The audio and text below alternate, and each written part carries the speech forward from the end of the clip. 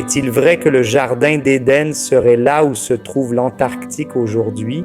En fait, le jardin d'Éden était ici même, en Amazonie, l'un de ses points principaux. Il n'y en avait pas qu'un seul, non. Il y avait plusieurs endroits considérés comme l'Éden. Qu'est-ce que cela signifie? Ce n'est pas le paradis, non. L'Éden désigne l'endroit où le bétail était mis au travail. Quel bétail? L'être humain.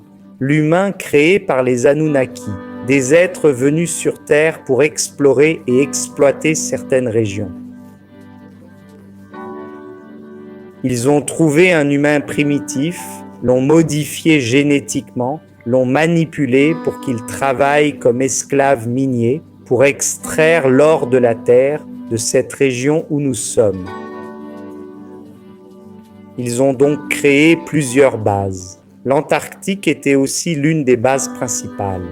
Sauf qu'à l'époque, il n'y avait pas de glace. L'Antarctique était un continent, il l'est toujours, mais couvert de glace.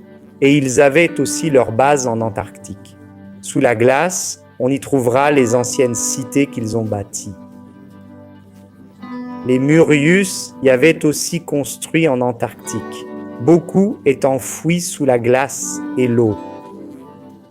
Ces groupes venus explorer la Terre ont trouvé et exploité l'homme primitif. Ils ne voulaient pas travailler.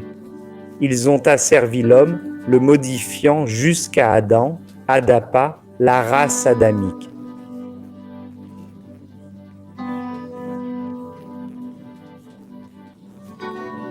Enki, un Anunnaki, a beaucoup œuvré avec sa sœur pour cette manipulation génétique. Ce groupe d'Anunnaki collaborait avec des êtres évolués, dimensionnels, 49 races. Ils ont reçu des instructions pour perfectionner l'être humain. Cette race créée à leur image et à celle du divin serait unique parmi toutes les autres.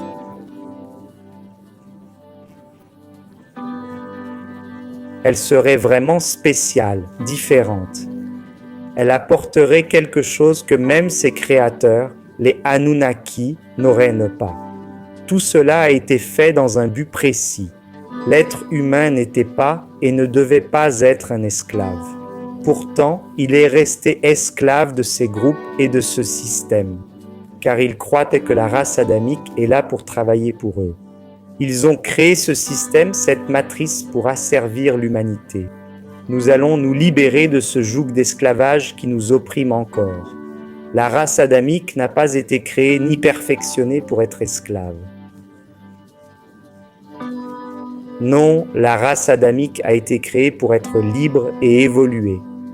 L'humain sur Terre devrait marcher seul, quitter l'Éden, expulsé du jardin, libre, non plus esclave ou bétail, ne travaillant plus pour les Anunnaki.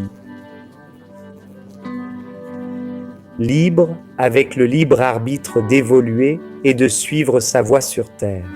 Évoluer spirituellement, génétiquement, se répandre, se reproduire et se multiplier. Cela a été donné comme option à l'humanité. L'être humain est ici pour progresser dans son voyage. Mais ces groupes de pouvoir colonisateurs et esclavagistes persistent à maintenir ce contrôle. C'est pourquoi ces groupes de pouvoir existent. Ils sont derrière l'élite. L'élite dite Illuminati, cabale noire, gouvernement occulte, gouvernement du chaos. Tout cela, en réalité, sont des groupes qui œuvrent